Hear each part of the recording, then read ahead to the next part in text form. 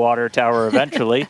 It made its first low-altitude hop back in 2019 here at Starbase. You could tell the pad, that's the pad that we were just looking at. It looks dramatically different now, 2 towers. But Starhopper delivered. It was able to prove that we could use that Raptor engine for controlled takeoff and landing. And that is so wild to see that there on your screen was just 6 years ago, and now we're here today with a full-size vehicle. So from there, we moved to full-size test articles with increasingly complex test flights that reached progressively higher altitudes. And each test shaped the Starship that we see today on the pad, a stronger, taller, and more refined vehicle. That's right. All right. Now, let's go out there and meet it. Starship is made up of 2 parts. First, on the bottom, the Super Heavy booster, powered by 33 Raptor engines. Both Super Heavy and Ship are running on liquid methane and liquid oxygen. That second stage, the Starship upper stage, is powered by 6 of those Raptor engines. 3 of them are optimized to sea level performance, 3 for vacuum, so operating while they're in space. And here's a quick look under the hood at all of those Raptors. On the left, that's a view from underneath the launch mount. That's 33 Raptor engines on the first stage, on the booster. And on the right, that's a view inside of the ship. So you're looking down at the top of the booster at 6 Raptor engines inside the ship. Those are what's going to power it to orbit. Now, that second stage is also what will one day carry cargo, payloads, people, everything that's going to space. It's also going to be responsible for in-space propellant transfer. That's where we're going to take 2 Starships, meet them up in orbit. One will be able to transfer propellant to the other. That's a really critical capability for Starship to do all of these missions beyond low Earth orbit. That also unlocks our ability to send huge amounts of cargo, tremendous amounts of people to destinations far beyond Earth. Yeah, the Super Heavy booster is designed to launch, separate, flip, and return to the launch site where it can be caught by the chopsticks on the launch tower. Though, as we mentioned earlier, we are not attempting a booster catch today on Flight 9. Starship re-enters the Earth's atmosphere at the conclusion of its mission, steering itself to a vertical landing or catch. And both stages are designed to return to Earth and fly again, making this the first rocket in history that will be fully reusable. And then just in between the 2 vehicles is what's known as the hot stage ring. That's a steel structure that really takes the brunt of those ship engines as they ignite, protecting the booster while the ship's still attached to it. That enables us to do hot staging. It's faster, more efficient, and kind of shutting everything down and then reigniting. Right now, that hot stage it's single use. It detaches from the booster as it flies back. But in the future, it's going to be integrated right into the top. And then on top of all of that, there's all of the infrastructure that's built up around it to support Starship. We call it Stage 0. That's everything, the launch pads, the propellant farm, launch towers, chopsticks that are catching the booster out of the air, stacking the ship, all of that. And you may have noticed we have a new addition out there near the pad. The orbital launch mount for Pad 2 has officially been installed. That's starting to come together. Just like Pad 1, Pad 2 has a launch mount. That's where you're going to put Super Heavy on top. We also have a launch tower with arms, a little bit shorter on that one. That's going to be used to stack the Starship on top, put the booster on top, catch the booster, catch the Starship. We did put the orbital launch mount on there. That's responsible for routing all of the propellant to the booster ahead of flight. Underneath it, you've got flame deflectors, the water deluge system to disperse all of those forces. The single piece we just lifted in weighs about 1,060 metric tons, which, if you're keeping score at home, that's the same weight as about 10 Millennium Falcons. It's heavy. That's a lot of Millennium Falcons, so Dan. Many. We're also currently in work on Starship's brand new pad at Kennedy Space Center's Launch Complex 39A, and we're hoping to bring that online later this year as well. Tons of progress with Starship so far in 2025, and lots of incredible milestones still coming up. And we are still on track to lift off tonight at 6:30 p.m. Central Time. And right now, it's time to say hi to Chris, who's over there repping the West Coast Ops today. How's it going, Chris? Hey, Jesse and Dan, and welcome everyone to West Coast and Hawthorne, California. As you can see behind me, the crowd is gathering outside of our mission control room here in Hawthorne, and the excitement is really palpable as we continue to count down toward Starship's 9th flight test. Now, our mission control room here in Hawthorne usually serves as the mission control room for our Falcon and Dragon missions once they launch from Florida and California. Now, with Starship, all countdown and mission control operations actually use the same flight control team from the same location at Starbase, which you can see on your screen now. But as we develop a vehicle like Starship, we want as many experts watching over its various systems as we can.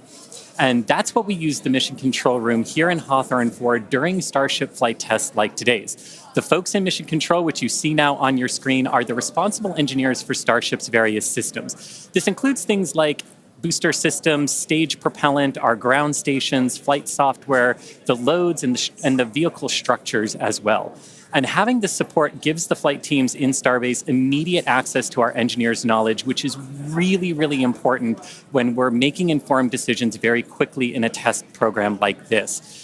This setup has been great for Starship flight tests so far, as we've handled things like propellant temperature differences, as well as day of launch winds that can affect the loads placed on Starship structures during launch, and particularly during the descent of the Super Heavy booster back to Earth. So having all of these responsible engineers ready to support is crucial during Starship testing, where we place hardware in flight conditions quickly to iterate and make the best and most reliable rocket that we can. So it's definitely a full house, a growing full house here in Hawthorne for our 9th flight of Starship today. Every flight brings us a step closer to a future where Starship is flying multiple times a day, and I'm sure you all feel the same way down there in Texas, Dan and Jesse, but I can't wait to see Starship's launch today. How about you? Yeah, can't wait to see it, Chris. As you can see, props loading on the vehicle is just a little under 2 miles away from us, and we're really excited. Looking back real quick, so back in March, Starship's 8th flight test saw us catch the Super Heavy booster for the 3rd time ever, another big step on that path to full and rapid reusability. Unfortunately, the Starship upper stage did experience what we call a rapid, unscheduled disassembly before it finished its climb to space, which meant we didn't reach all of those additional mission objectives that we had set. About 5.5 minutes into ship's ascent burn, a hardware failure in one of its sea-level Raptor engines took out that engine, the 2 remaining sea-level engines, and a Raptor vacuum engine. That's 4 of the 6 engines that ship has. This was a different failure than we saw on Flight 7, and the fixes that we put in place did work as expected, so this was a new issue on Flight 8. So welcome to iterative engineering. That's right. Losing hardware is a potential outcome of any test program. That's why we're always prepared with safety measures in place and also ready to have boots on the ground to assist with anything like debris cleanup. We can coordinate with all the necessary parties, organizations, administrations for safety in advance and in an ongoing basis during our test campaigns to plan for as many possible outcomes. Definitely do want to say thank you, though, to the people of the Bahamas, the government of the Bahamas, who worked with us so closely since Flight 8. We took full responsibility for the cleanup, and in doing so, we had people on the ground in the Bahamas within 12 hours to help with debris recovery. So all that said, we're moving forward in our development cycle with safety at the top of mind, and we fly again today to get this current iteration of ship to space and back. That's right. Putting hardware in a flight environment as frequently as possible, so you're seeing how things behave all together in the real world. Then you're solving problems as they pop up. That's how SpaceX developed their very first rocket, Falcon 1. Same philosophy was used to develop Falcon 9. Today, we're looking to get our first re-entry with the latest iteration of ship, while intentionally stressing the Super Heavy vehicle during its return to get data on its boundaries. And by stressing, we mean that we'll be pushing the flight envelope of Super Heavy as we fly at a higher angle of attack during descent towards the Gulf. Angle of attack in this case means that Super Heavy is pitched up to maximize drag and slow return. Because of this test, we will not be attempting to catch and recover Super Heavy, which again is flying for its 2nd time today. So for a brief moment, this booster will hold the title as the Super Heavy flight leader. That's right. All right. Lot still ahead for today. Let's get into it real quick with this overview. As always, everything starts with a liftoff. 33 Raptor engines igniting. Super Heavy pushing itself and Starship into ascent over the Gulf. It's going to continue for about 2.5 minutes before we get to hot staging. Ship will ignite its engines. Booster will do its boost back burn and begin its flight experiments back for a hard splashdown in the Gulf of America. Meanwhile, ship continues its burn into space. And ship will remain suborbital. We will be deploying 8 Starlink simulator satellites and then head towards re-entry. We'll relight a Raptor engine as well as test experiments during re-entry, such as missing tiles, metallic tiles, loading the vehicle's flaps, and then ship will attempt a flip maneuver. And if all goes planned, we'll conclude the test with a soft water splashdown in the Indian Ocean. So that's what we have on the menu for Flight 9 today. Whole lot. Flight 8's Rudd taught us new lessons about Starship hardware, specifically the Raptor engines. And as we touched on earlier, the root cause was traced to a hardware failure in one of Starship's 3 center Raptor engines. Yeah, just since that flight, we've done more than 100 long-duration Raptor tests at our facility in McGregor. Huge shout out to that team for really putting in the work to better understand what happened. As a result, the engines that are on Starship's upper stage on the pad right behind us have a few changes. One of the key ones we did was additional preload on some of the joints, essentially some additional torquing, a new nitrogen purge system for the engines themselves, and made some improvements to the propellant drain system. After our first ever super heavy refurb campaign, we static fired with all 33 Raptor engines. This was a chance to see all the hardware operating together, and for this flight, our teams had an opportunity to make adjustments or hardware replacements for this first ever reflight of the super heavy booster. And then it was ship's turn. We took it through several static fires. First, we did this short duration single engine burn to simulate an in-space reignition of Raptor using those header tanks, those smaller tanks up in the nose cone. We also completed a longer duration 60-second burn with all 6 engines. So where you're really putting the entire propulsion system that's going to be used for the ship's ascent into space through the paces, making sure everything's working together before we go stack it on the pad. And in the end, these changes represent the core of our test program. And reflying a booster for the first time is a major milestone, especially so early in the flight test program. Now, Falcon did it in just over 30 flights. And Starship's doing it today on just its 9th flight. It's not wild just because of how much faster that is, but just how much bigger Starship is. Falcon 9 can lift about 23 metric tons into orbit. Starship is designed to lift 200. That is so exciting. And on top of that, we're also reflying engine 314 for its 3rd flight, which you might recall is the engine with a pie on the nozzle. And there you can see that engine there. It is a milestone, most definitely, but we do remain focused on getting to the point where no refurbishment is needed between any of the flights. Yeah, that means we want to launch it, bring it back, look at it, reload propellants, go again. That is really what's key. That is what full and rapid reusability will look like. We're coming to you today from Star Factory, our new 1 million square foot manufacturing facility in Starbase, Texas. The Super Heavy booster is the first stage of the Starship launch vehicle stack. It's the largest boost stage ever developed for any rocket ever.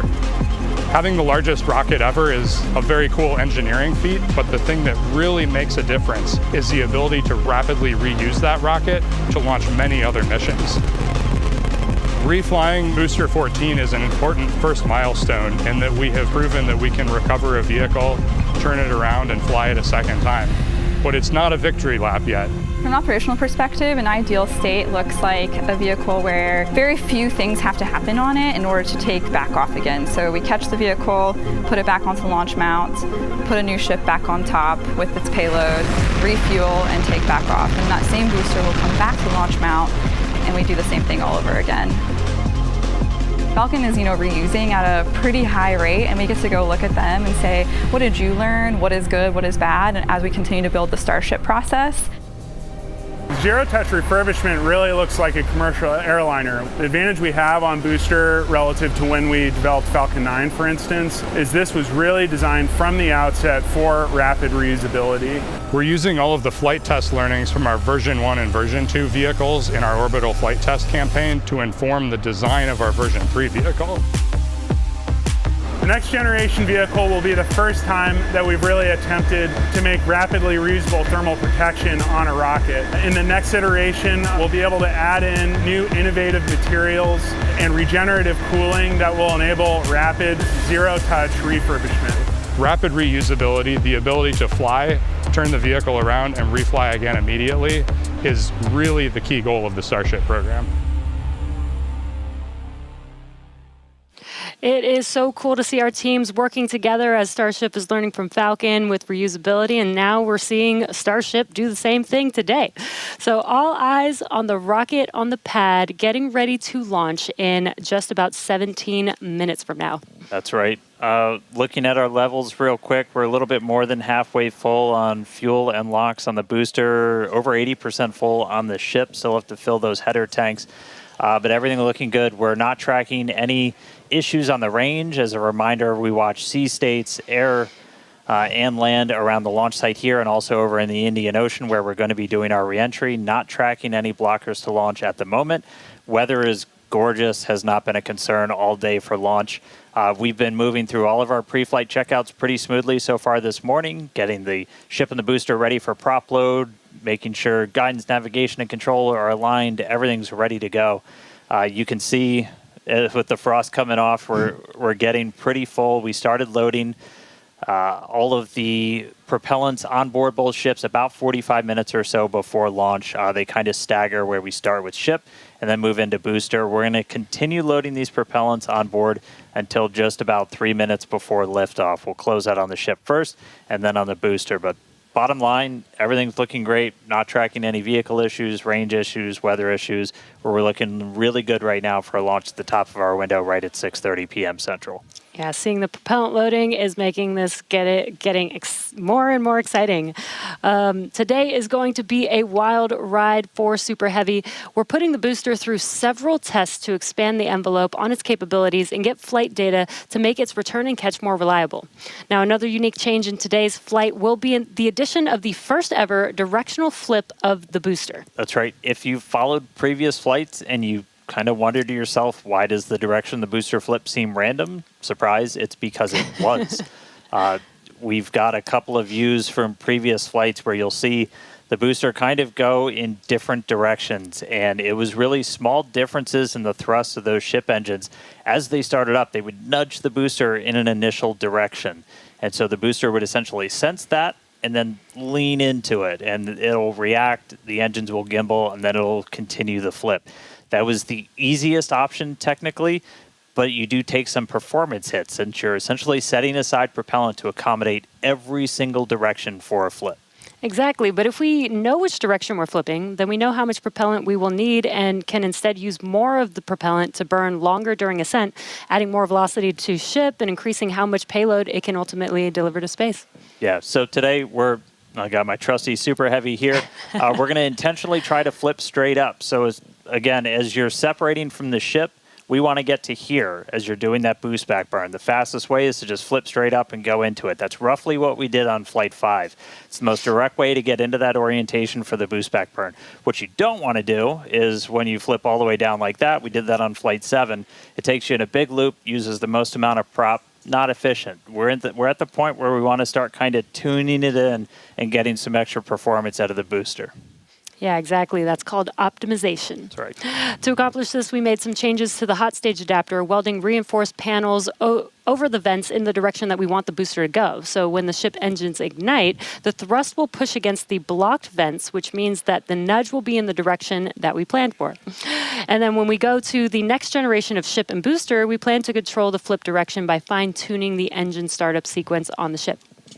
Yeah, that's not the only flight experiment that we have planned for the booster today. We're not attempting a catch, so we're going to try and gather additional data that's going to improve performance on future boosters. We're also going to try and see how resilient we are to things like losing an engine during the landing burn.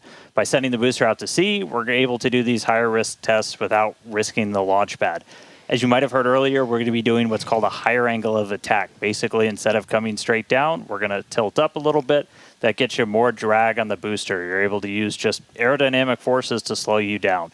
The slower you're going at the start of that landing burn, the less propellant you need, because really you're just focused on slowing down as much as humanly possible when you fire that up. So by already going a little bit slower, we'll get some benefits to our performance and our reliability on those burns. Yeah, exactly. And there's definite uncertainty in how well the booster's grid fins and structure will be able to control its flight when we get into higher angles. So don't be surprised if it isn't a smooth descent for the booster down to its splashdown point today. The most important objective of this portion of the test will be getting actual flight data to help anchor our models. Now, we're hoping to fly the next generation of Super Heavy boosters at even higher angles of attack. So this test today will give us a better idea of what is feasible. Now, on top of all of this, we're going to see how resilient Super Heavy is to engine failures at the most critical times. Yeah, we're going to intentionally disable one of those 3 center engines and instead use an engine from the middle ring that's kind of right behind it. Those center engines are what we nominally use at the very last part of a landing burn as you're just kind of fine-tuning the booster's path into those waiting chopstick arms. This is going to act as a real-world simulation of a pretty scary situation where engines are not starting at probably the worst possible time, but we're going to do this without risking the pad. And then, at the very end of the landing burn, we're going to cut one more engine off and go down to only those 2 center engines. The burn is going to end while Super Heavy is still several hundred feet above the Gulf, so we expect it to make a pretty hard splashdown today. So, in all, pretty eventful day for the booster. And as many of you may know, water landings are actually uncommon for SpaceX. While other launch providers expend all of their boosters after flight, we land and reuse most of ours. All of these tests are going to help us improve future generations of Super Heavy until we reach its fundamental design, a fully and rapidly reusable and reliable rocket. All right, let's check back in with Chris in Hawthorne. How's it going, Chris? Hey, Jesse, my colleagues here in Hawthorne definitely agree with you. We can't wait to see the Super Heavy perform its second flight and see all of the work from our thousands of engineers and technicians in action today. Now, while this reuse milestone is incredibly important for Starship's development, Super Heavy boosters are not the only vehicles that we reuse here at SpaceX. We're big on reuse, and our Dragon fleet is another example of that reuse. And we actually control those Dragon missions from right here in Hawthorne in the mission control room that we talked about a little bit earlier. For Dragon and our human spaceflight program, this month also marks a big milestone for SpaceX, our 5-year anniversary of human spaceflight. Now, NASA astronauts Bob Behnken and Doug Hurley got us started back on Demo 2, which was notable for being the first time since the retirement of the shuttle program in 2011 that people launched to orbit from U.S. soil. Now, in those 5 years, we have launched 17 human spaceflight missions, 11 for NASA, and 6 commercial missions, including Polaris Dawn, with our first commercial spacewalk in history, and From 2 earlier this year, which became the first human spaceflight mission ever to explore Earth's polar regions. We've flown a total of 66 crew in those 5 years, and we are expecting that number to grow significantly in the coming years. Now, most recently on our From 2 mission, the crew offered unique glimpses into the orbital spaceflight experience. And this was honestly just so cool to see. Thank you to our Starlink teams for making everything with the From 2 crew shared possible.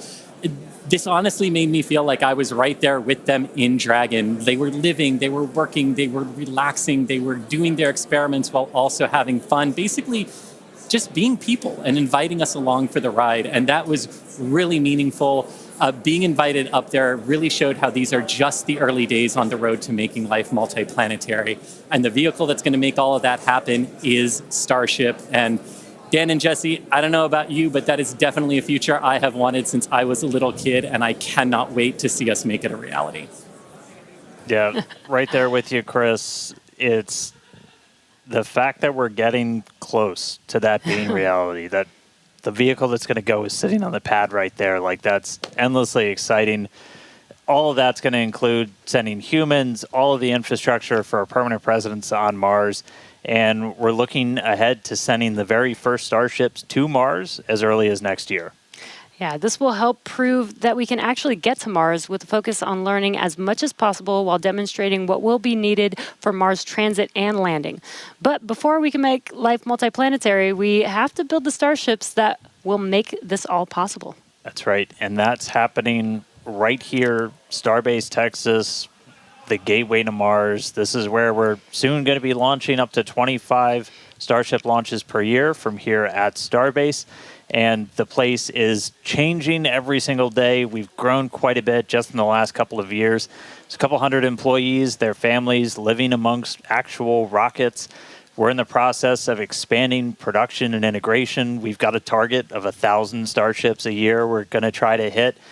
And recently, we did become a city of our own. We're the first city in Cameron County in 30 years. And that's just going to help us scale more quickly, try to build out the best community possible for all the people that are building the future of humanity's place in space.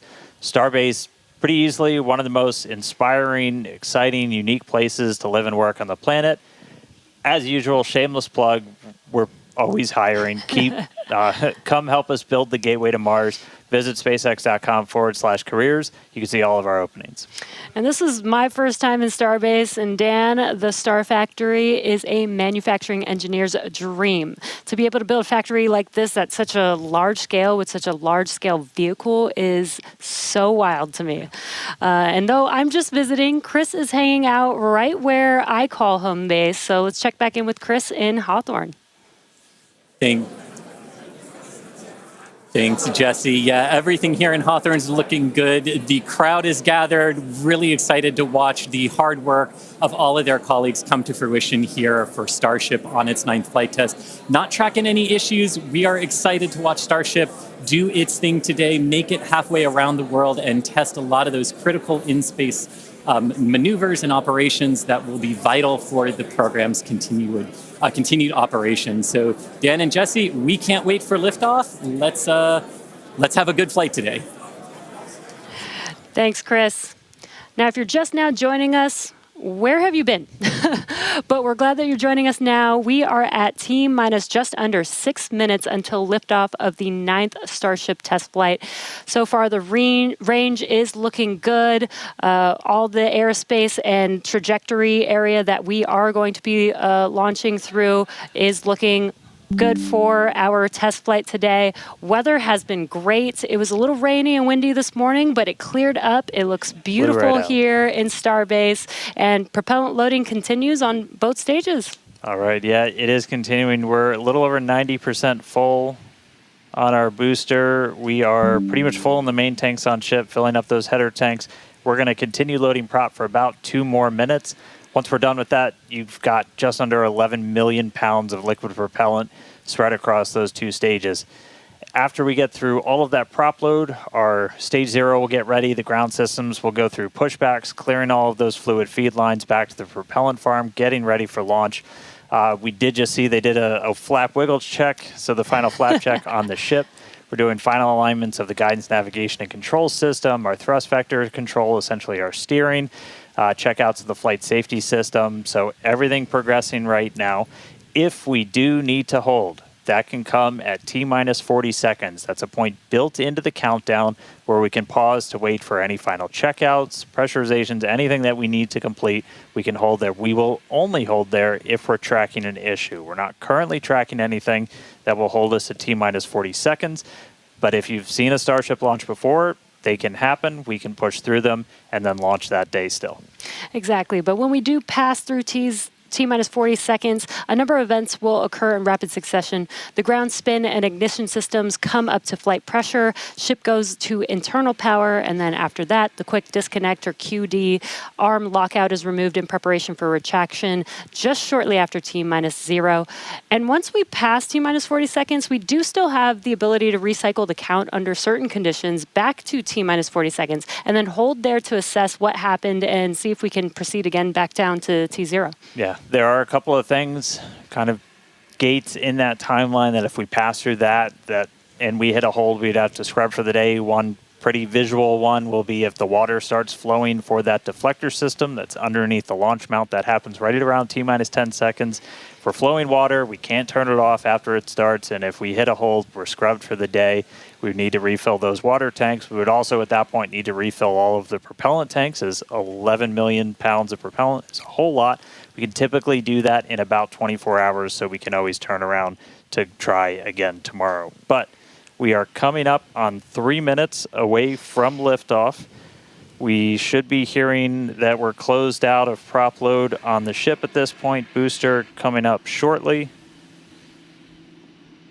Wow, the weather just looks amazing there with Starship on the launch pad. Just about 2 minutes and 45 seconds from T0 with a lot of objectives for today.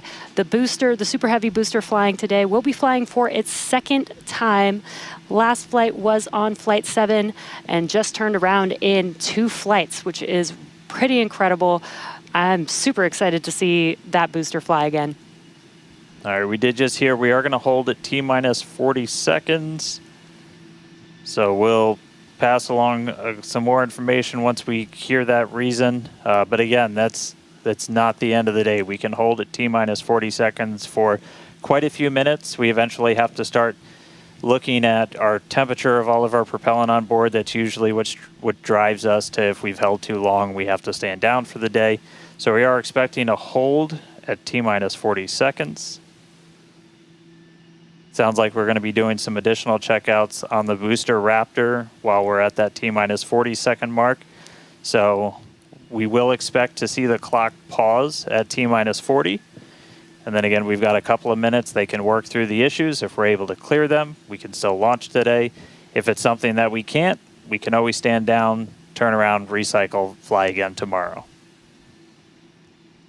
Again, that's really important. This is what terminal count is exactly for, is to be checking the vehicle, monitoring the vehicle systems as it makes its way down to T0.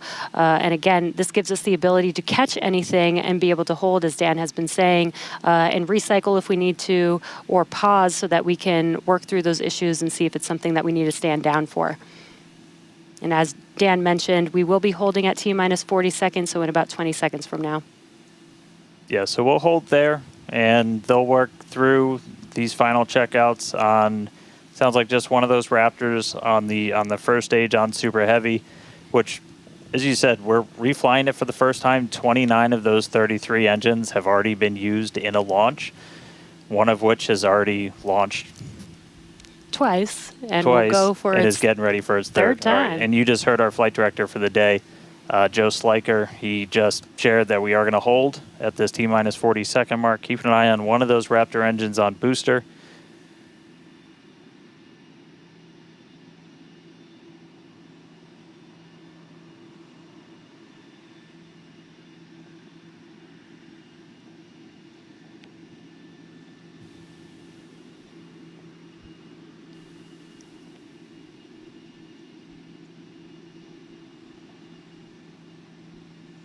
And if you're just now jumping in, we are holding still at T-minus 40 seconds. Watching one engine, waiting for temperatures to kind of get to a zone that we want them to on one of the engines on the booster, on the Super Heavy booster, getting ready for its second ever flight.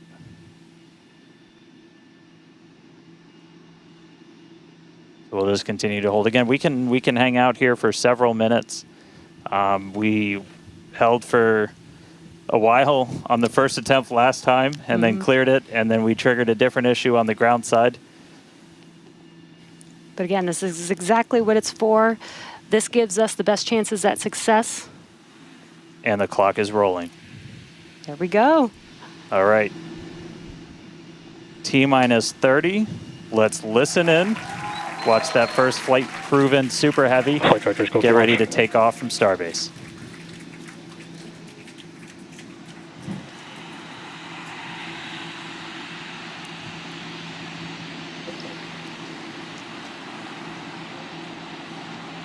T-minus. Delta 1. Hit hold.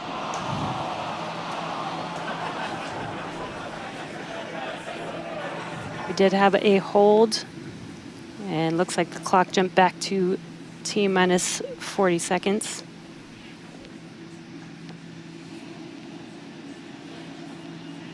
All right, so yep, we jumped out. I did not see the deflector go off. So hopefully we were right at around that T-minus 10 second mark. And if we were before that T-minus 10 second mark, we do have the ability to recycle, as we mentioned earlier, back to T-minus 40 seconds. So it looked like this time it was a ground side issue. We're taking a look at this real quick. So again, we're back at T-minus 40. We're gonna hold for a little bit. We are still not scrubbed for the day. Give them a couple of minutes to work through this. Again, we can hang out at T-minus 40 for several minutes. Eventually, we start looking at your bulk temperatures and all of your propellant on board the vehicle. We're not actively replenishing the propellant on board Super Heavy and Starship, and so you don't have essentially forever to hang out before things start to warm up, and you do want to make sure your temperature's in a really stable range for a healthy startup on Raptor engines. So They're going to work through this issue. We can continue to hold here for a couple of minutes. What's launch without a little extra added excitement?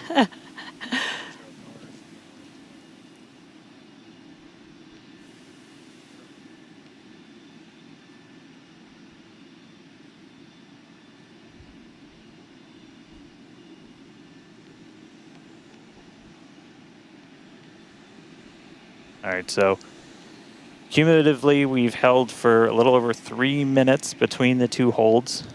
Again, this is a ground side issue on our tower. The techs are looking through the data right now to see if it's something that we can either work through or if it would cause us to have to stand down. So we're continuing to hang out with them, holding at T-minus 40.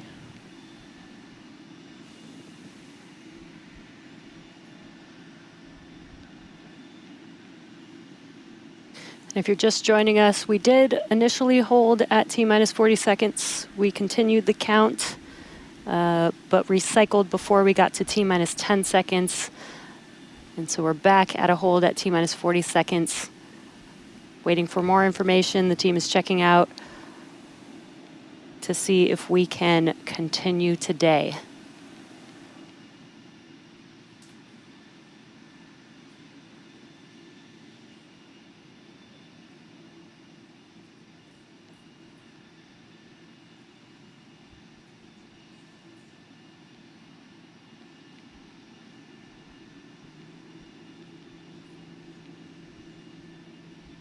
And we're continuing to hold here at T-minus 40 seconds.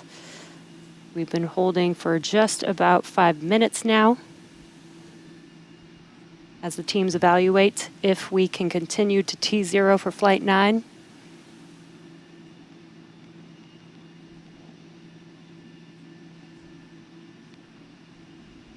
All right, so it sounds like we're coming to a resolution.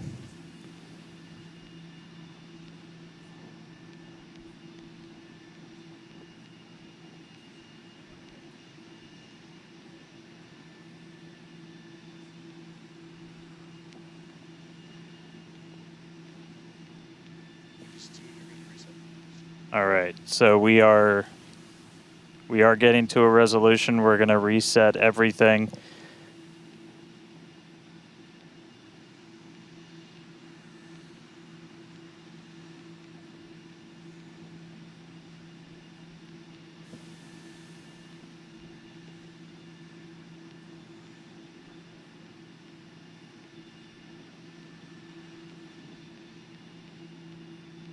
All right, so we're going to see the clock. It is now rolling.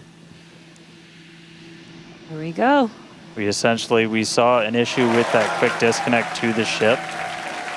There is a chance that automation will kick us out again if we encounter the same issue. But for now, the clock is rolling. We'll see if we pass around that T-minus 10 second mark.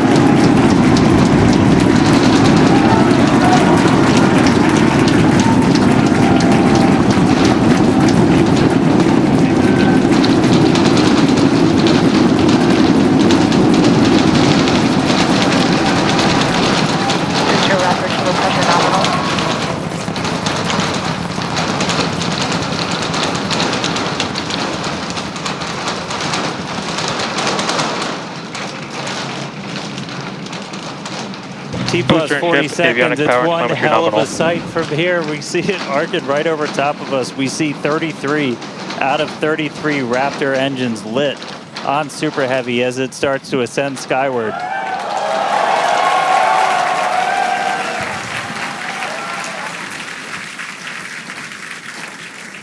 Coming up on maximum aerodynamic pressure, then only about a minute and a half until we get into hot staging. Wow, Dan, that was incredible. We could feel the building shaking here, feel the vehicle's power. Now we're just about a minute away from shutting down those engines on the booster. Again, this booster is flying for its second time today. All right, so hot staging coming up a little under a minute. We're going to see all but the 3 center engines turn off on the booster. So our version of MECO, most engines cut off. And then just a few seconds later, hoping to see 6 engines ignite on ship to push it away.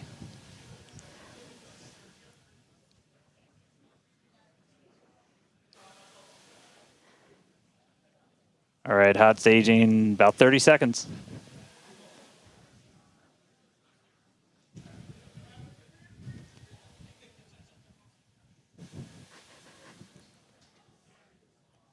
And definitely keep an eye on which way the booster flips. First ever directional flip we're going for today. Should flip straight up.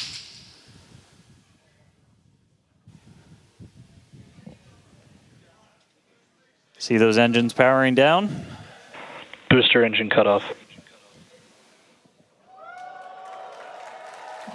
Ship ignition. Stage separation. Incredible flip by Super Heavy booster, and you can see those 6 engines, those 3 engines on the ship ignited. 6 healthy Raptors running on ship, on its way to space. Peek that engine view. Booster doing the boost back. Chris, how's it looking over there in Hawthorne, man? It is looking... Chamber pressure is nominal. It is looking absolutely incredible here in Hawthorne. As we said, 6 healthy engines on ship. We've got 13 out of 13 engines on the booster. Now down to those 3, which is what we expect in the final moments of the boost back burn. Now, as a reminder, we are not recovering the Super Heavy booster today. We are instead going to do some... Boost back, shutdown. And there we had a good shutdown of the boost back burn. Next up will be the jettison of that hot stage Ship ring. avionics, power and telemetry nominal. Great call out there that everything looking nominal aboard the Super Heavy vehicle, which is returning to Earth, and we're going to be doing some experiments with it, including a higher angle of attack reentry, as well as some engine tests as it gets closer to the Gulf. We are, again, because of these tests not recovering it, we are sending it to the Gulf on purpose to do those tests. But again, you see the booster on the left-hand side of your screen. You see ship with 6 healthy engines continuing its ascent to its planned suborbital trajectory. Everything going very well so far for Starship's 9th flight. Now 4 minutes, 15 seconds in. Great views from inside of the aft engine area of ship there, looking at those 3 sea level and 3 Raptor engines on the right-hand side of your screen. The booster doing its LOX dump, that liquid oxygen dump. So because we don't need some of that liquid oxygen propellant in its tanks, we vent that propellant out to lessen the booster's mass as it comes in for its landing. Just absolutely gorgeous views watching these 2 vehicles do their respective things in the skies over Texas here today. And Dan, we're approaching the 5-minute mark into the flight. Super Heavy is descending rapidly. What can we expect here in the next few minutes as it does its atmospheric tests? Yeah, now as we had talked about, Super Heavy might not have a very smooth ride down. We're going to be putting it through this higher angle of attack. So we're kind of pitching it up a tiny bit, increasing drag. We've done this in wind tunnels. We've done this in computer modeling. It shows that sometimes the control isn't great, but only one way to really prove it out, and that's to get real-world data. So here comes Super Heavy. It should be igniting for its landing burn in just about 40 seconds from now. And we are going to relight 13 engines, then bring that down to 3 engines. As we talked about earlier, we will be intentionally shutting down. We will be shutting down one of those 3 center engines intentionally to push the limits of the Super Heavy booster. Ship Raptor, chamber pressure is nominal. And continuing to see 6 healthy engines on the ship. 3 sea level and 3 vacuum engines still ignited as the Super Heavy booster is making its way back down to Earth. We can see those grid fins doing some heavy work. Booster landing startup. Ignited for our landing burn.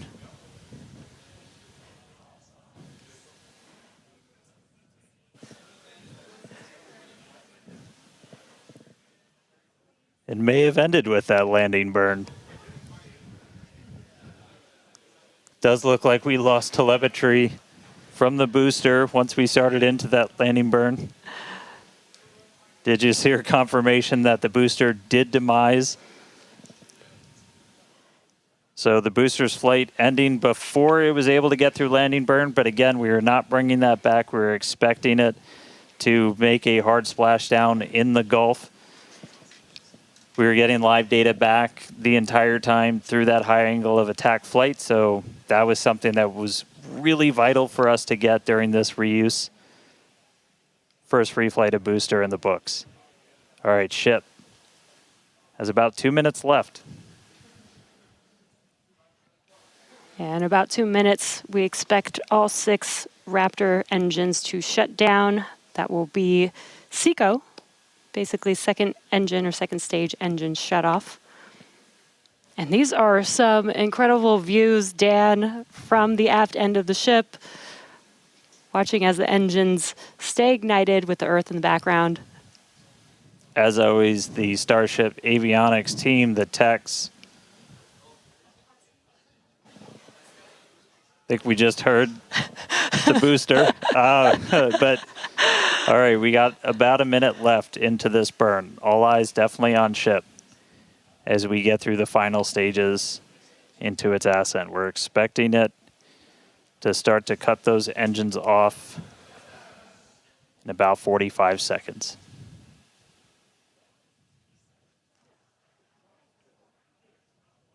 Terminal guidance.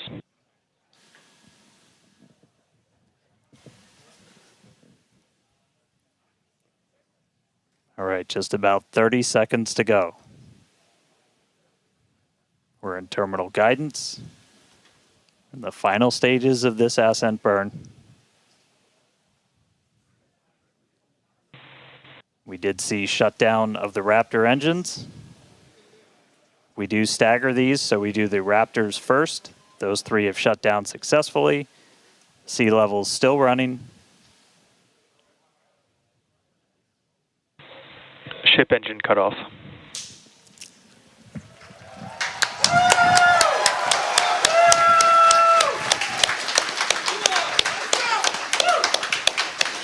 Ship engine cut off, the 3 most beautiful words in the English language. And great call out that we had nominal insertion.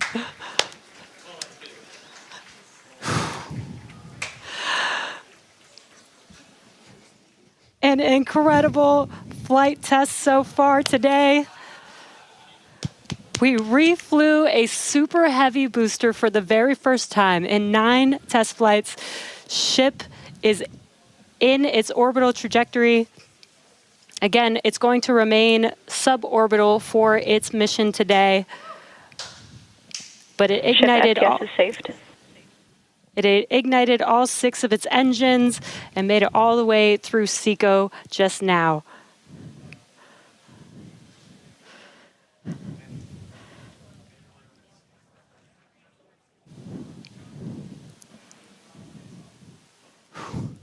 What a moment. Incredible. All right, but I mean, that's still lots to come for the rest of this flight. Per usual, I need to collect myself. Hey, Chris, how's it going over there in Hawthorne, man? How's everybody doing? I think the elation and the excitement and the happiness at what we just saw achieved carried through across all of our sites. What an incredible view to see Starship back orbiting the Earth just under 11 minutes into our mission. Absolutely exciting to see all of this, and super pumped especially to see all of the team's hard work in action here today. As guaranteed, it has been an exciting evening so far for Starship's 9th test flight. We lifted off a little bit after 6:30 p.m. after a couple of holds that were triggered at the T-minus 40-second mark, but we were able to clear those, one on the Raptor, one on the tower, and we were able to lift off successfully from Starbase. 33 out of 33 Raptor engines lit on the Super Heavy. All 6 engines lit on ship, bringing it to its planned suborbital trajectory around Earth. But as Dan said, we've got a lot still coming up in our flight sequence. So coming up at about T plus 18 minutes, 26 seconds, we'll have the first deployment of simulated Starlink satellites planned from Starship. That will be followed at about T plus 37 minutes and 49 seconds by the relight of a single Raptor sea level engine in space. This is going to help us gather data on our ability to do a deorbit burn for future Starship missions that will go orbital. And then, of course, one of the biggest tests yet to come is the new heat shield modifications to Starship. And that'll start with reentry into Earth's atmosphere at about the T plus 45 minute mark, which should take about 16, 18 minutes to complete. And now today's reentry is going to test that heat shield like we said, specifically how Starship will hold up to 100 missing heat shield tiles on its thermal protection system. Now, we purposely took those 100 tiles off over very critical areas of the vehicle to be able to safely test on a flight like this suborbital trajectory into the Indian Ocean what might happen on an operational flight in those areas if we were to lose the primary heat shield tile over Starship. So very critical test coming up. And then after that, we'll have the final descent where we will again be pushing Starship to its limits. We definitely pushed the booster to its limits today to gather data, and we're going to be doing the exact same thing on that ship, seeing how the ship handles various flight conditions that we will need it to fly in as we look to one day soon bring ships back to Starbase for catch and reuse. Now, while there are payload simulators on Starship for deployment today, as we will see in a few minutes, the primary data and the primary payload for today is the data. And today, just like with Starship's previous test flights, that data is coming to us courtesy of our Starlink network. In fact, it is from Starlink that you are seeing these wonderful views of ship in space right now. So, and I can't wait to see Starlink really provide those epic views and that data transmission during reentry, which is very, very critical to getting that data during reentry. So, Dan and Jesse, it's been an exciting day so far. There's more to come as we get ready for Starship's first ever payload deploy. What can we expect next here in the next few minutes? Thanks, Chris. Just going to reiterate, thank you to the Starlink team for these incredible views today. In a few minutes, Starship will deploy 8 Starlink simulators, similar in size to our next generation Starlink satellites. The Starlink simulators will be on the same suborbital trajectory as Starship, meaning they will passively re-enter the atmosphere, just like Starship. With tests like these, we can see how Starship's payload deploy systems work in flight while ensuring that the simulator satellites pose no safety risk to people on Earth or for other satellites in orbit. Now, this also ensures that any parts of these simulator Starlink satellites that do survive reentry splash down harmlessly in the middle of the Indian Ocean. And then before we get there, though, we're going to have to open up that payload deploy door. So we've only ever done that one time before. Pretty sure it was Flight 3. Someone on the internet, please check me. But that was the only time we ever opened it. And we've had Starlink simulators on the last 2 flights, but we haven't gotten to this moment yet where we're able to open up the payload door and start deploying these. It's going to be pretty cool. We've got them stacked inside of the Starship payload bay, and we'll have potentially a couple of views. You saw one camera pop up. Oh, there we go. Look inside of the payload bay of Starship. You can see them stacked down in the middle of your view. There's kind of 4 on either side, so they're sandwiched on top of each other, a stack of 4 right behind each other. And then we're going to pop the door open. It's on the right side of your screen, so we'll see that open up and then start firing those Starlink simulators out into space. We are expecting the payload door to open in a little over a minute from now. And then once that payload door is open, about a couple minutes later is when we will start dispensing those Starlink simulators. That's what a view great right view. at the bottom of the stack. So should be able to see them kind of firing out from right there. So really cool. And eventually these are going to carry dozens of the next generation of Starlink satellite into space, and those are going to enable some truly insane things in terms of speeds from space and what we're able to what we're able to do. Starlink's been really great for Starship, obviously. Getting live video back is really cool, but just the amount of high-speed telemetry, everything we're able to get back is insane. And for a development program, that's kind of everything.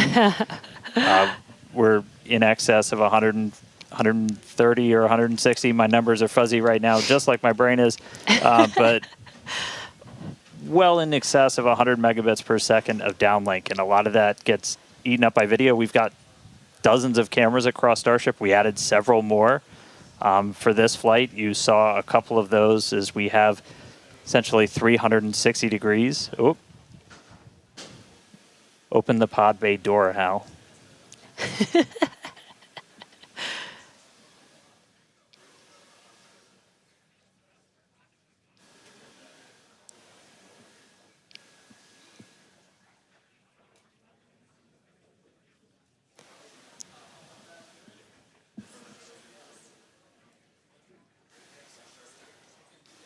Now we are expecting the payload door to open any moment now, so we're watching out for that.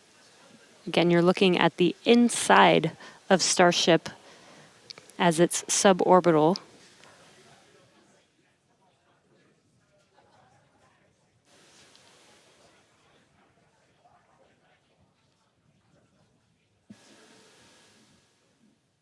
Well, we heard the door open was in progress. It was unable to actuate all the way open, so they are going to close it back up. Hal told me no. He said, I'm sorry, Dan. Can't do that. Looks like we won't get the door open today. But that's okay. This is obviously a test we want to be able to do before we're deploying full-on Starlinks. But the real focus for this, now that we are in space, is getting to that reentry. That is the most critical phase of Starship that we still have to prove out.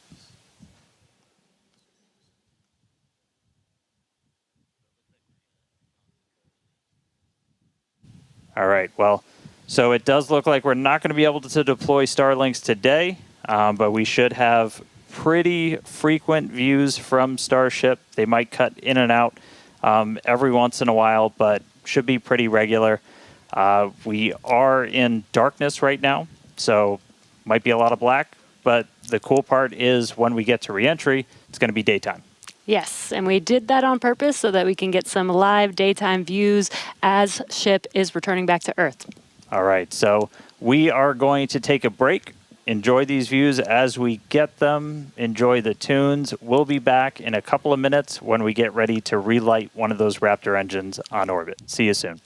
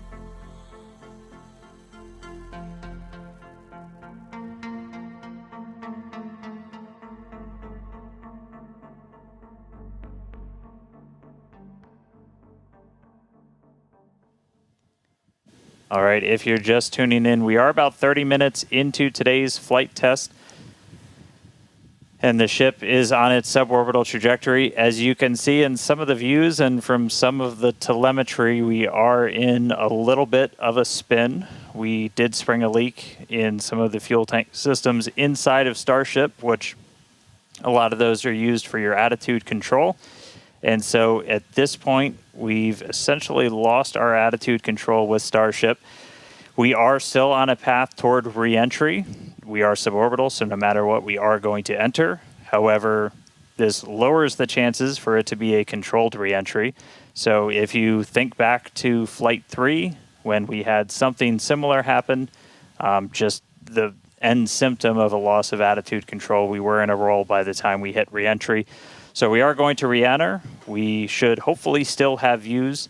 The Starlink satellites are pretty robust to still maintaining contact. We've got 4 of those terminals on the vehicle, and they're pretty robust to maintaining contact even when we are in a spin, essentially. So we should hopefully continue to keep live views. It's going to still be dark until we get a little bit closer to entry, as we are a little bit, we're coming up on Africa. I believe we do swing just to the south of that continent. And by the time we start heading out over the Indian Ocean, we'll start heading into a sunrise. So, not looking great with a lot of our on-orbit objectives for today, where we were hoping to do the PES deploy and relight an engine, and then really importantly, get into that controlled entry to really put the heat shield through the ringer. Nonetheless, Starship marching forward towards that reentry over the Indian Ocean, so we'll continue to hang with it and give you any updates as things continue to change.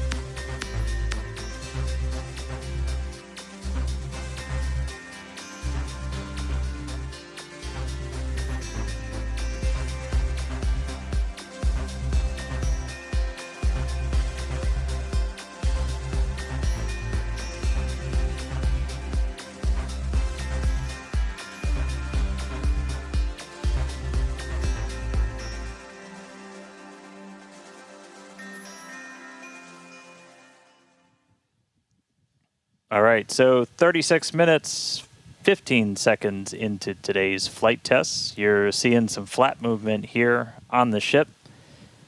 If you've been following along, we have essentially lost attitude control on the ship at this point. It is suborbital, so it's still headed to the exact same trajectory as before. We were not able to get that payload door open and deploy those nose cones. We've been dealing with some leaks on the ship. This is also what led to that loss of attitude control. So at this point, we are kind of in a spin, and we are also going to be skipping that Raptor relight. If you've followed through the history of Starship, something similar happened, different cause, but same symptom back on Flight 3, where we weren't able to maintain attitude control in orbit. And so we're going to skip the relight of that Raptor engine while we're in space. We are going to still proceed with entry, but as we are not able to control the attitude of the ship, as we get into entry, it will enter in whatever orientation it is in at the time, which does not bode well for the ship's heat shield, as we're not going to be essentially aligned the way that we want to do for reentry. So it is definitely coming down. It is definitely heading to the Indian Ocean, but our chances of making it all the way down are pretty slim. So we'll still get as much data as we can. We're still getting live telemetry, live views from Starlink the entire time, and we'll continue to stick with ship as it continues on. We are about 10 minutes away or so until we start getting into entry, and the light will start to pick up as we cross the Indian Ocean, and we'll start to see a little bit more daylight, and we'll, as always, as long as we maintain that comm link, get some plasma on the way in and start to bring the Starship back through the Earth's atmosphere. So that coming up in about 10 minutes or so. So we'll check back in with everybody in a little bit.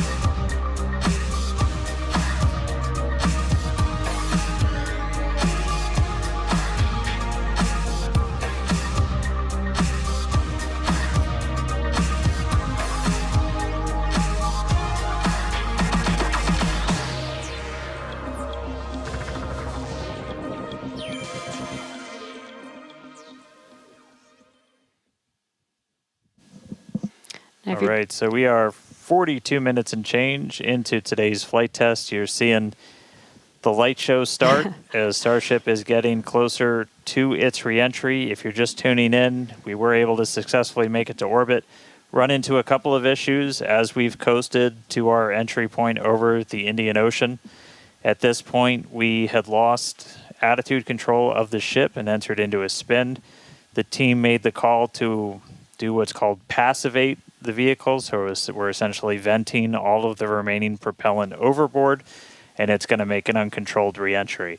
Important to note, this is a contingency that is planned for, and we clear the zones in the Indian Ocean where these entries could take place. So we're not going to come down exactly where we would have had nothing happened, but we do clear a tremendous amount of space out in the Indian Ocean in the event that we run into this. We understand that there are always risks, essentially, with these flight tests, with the hardware, but we don't really accept any compromise when it comes to protecting people. And it is one thing to note is we will actually still re-enter in our planned airspace zone, which is good. That is exactly what we planned for. You know, we do plan for if something does go a little bit off nominal, that we have enough airspace cleared out for situations just like this. Yeah, re-entry is still just that really critical phase that we need to try and gather as much data, as much information as possible. Is a fully reusable heat shield has never been flown before, the history of space flight, and that's something that Starship still has to crack. And so we had a whole range of experiments on this one at this point, and we just started to lose some of our cameras, so it's very possible that we'll start to lose contact with Starship a lot sooner than we would have if it was a nominal reentry. So we are expecting it to break up essentially on its reentry over the Indian Ocean. So not able to do a lot of our on-orbit objectives today, but just the fact that we, got it into space was just a really big moment for a lot of the team. Yeah, and another thing to note is that Super Heavy did fly for its second flight today. It first flew on Flight 7, and it made it all the way to our shutdown of all the engines and stage separation, getting ship into its suborbital trajectory today. It did ignite its 13 engines, but it did demise at that point. We did plan to fly it back down to Earth at a higher angle of attack, and we do expect it to stress the vehicle a lot more than what we've seen previously. So it's not unexpected that we did lose the booster before we got to the actual landing. Yeah. So we're gonna continue to hang out and see if we get any updates on ship. It does look like we might be getting some video back soon. There we go. So this is a view essentially on the top part of Starship. You're looking up at the payload bay and towards the nose cone. So views are going to be a little bit scarce potentially, as again, we are in essentially a tumble. We had lost that attitude control. So Starlink, when it's able to connect, able to feed this down. We are at the phase where we would expect entry to start within the next minute or so. So we are entering uncontrolled, but again, we're entering into an airspace and a sea space that is cleared and monitored in advance of launch and before we get to this phase. And with the views that we are able to see, you are seeing a lot of that plasma build up. During reentry, we do expect the vehicle to see about 1400 degrees Celsius, and there you can see the flap feeling that temperature there, a little bit melting away.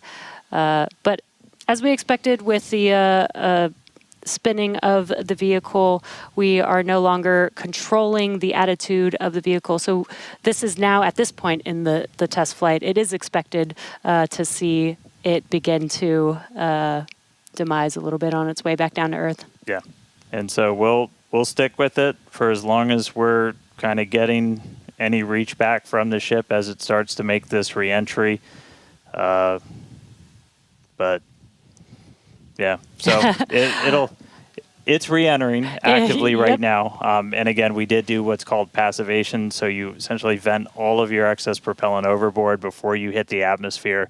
That's a safety measure we can take on the ship while you still have contact with it. So that was done. It's now coming down in the predetermined hazard area that was cleared ahead of flight. Not controlled, so we're not going to get all of that reentry data that we're still really looking forward to. This is kind of a new generation of ship. It has different flaps, improved heat shield, a whole lot of things that we're really trying to really put through the ringer, as there's a whole lot we still need to learn before we get to kind of the next step that we're hoping for, which is going to be that ship going orbital and eventually coming back here for a catch. So getting through one of these fully is going to be really important. It's not going to be today, but we are just going to stick with the ship, see what else we can learn as it makes its way through the atmosphere and brings an end to the 9th flight test. So we'll stick with it.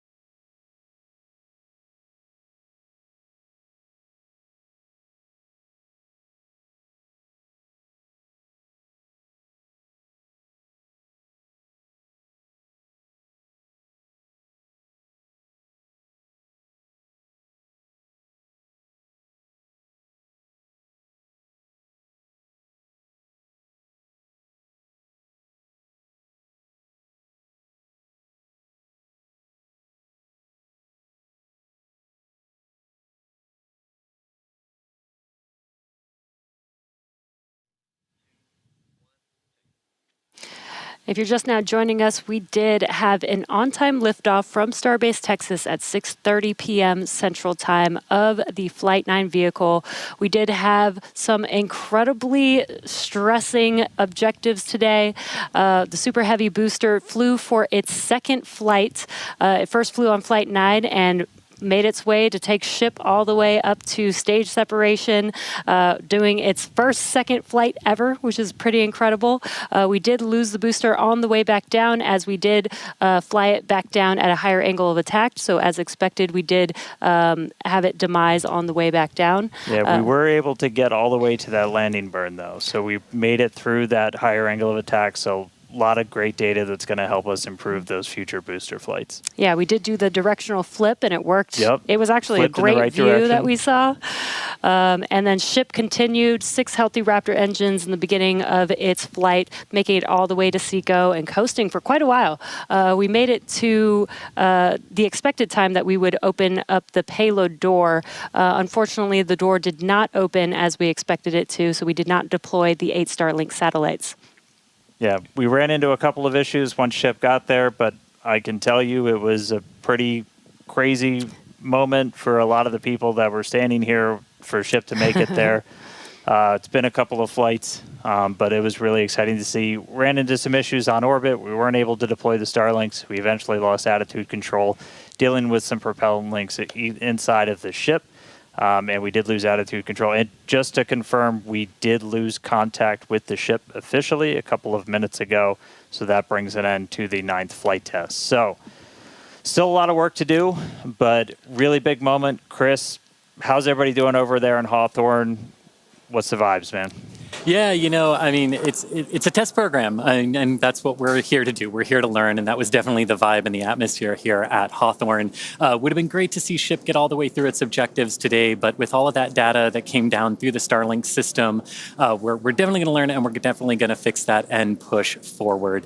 Also, great to see the responsible engineers here in Mission Control talking with the flight control teams in Starbase. We talked about how it's great having that expert knowledge on console to be able to go to at a moment's notice, and that really helped us make the right decisions in orbit today when we decided to passivate the vehicle. So we will be here looking forward to Flight 10 and some success on future flights. All right, well, obviously congratulations to everybody that poured so much time, effort into getting this rocket off the pad. The last 2 months have been an absolute gauntlet for a lot of people, and we're continuing to learn more about this ship, about this rocket. We are trying to do something that is impossibly hard, and it's not always going to, you're not going to reach it in a straight line. We said there's going to be bumps, there's going to be turns, but seeing that ship in space today was a hell of a moment for us. So congratulations to every single person who put time, effort, sweat, anything into that rocket. Yeah, this is exactly the SpaceX way. We're going to learn, iterate, and iterate over and over again until we figure it out. So thank you to everybody for tuning in. Thank you for the fine people of Cameron County, including the residents of the newest city of Starbase, as well as the Coast Guard, Federal Aviation Administration, Government of Mexico, as well as the Australian Space Agency. All right, now, this is not the end. We're going to have a whole bunch of cool liftoff stuff, so be sure to follow us on X at SpaceX for more, and we will see you back here for Flight 10. Thanks for tuning in.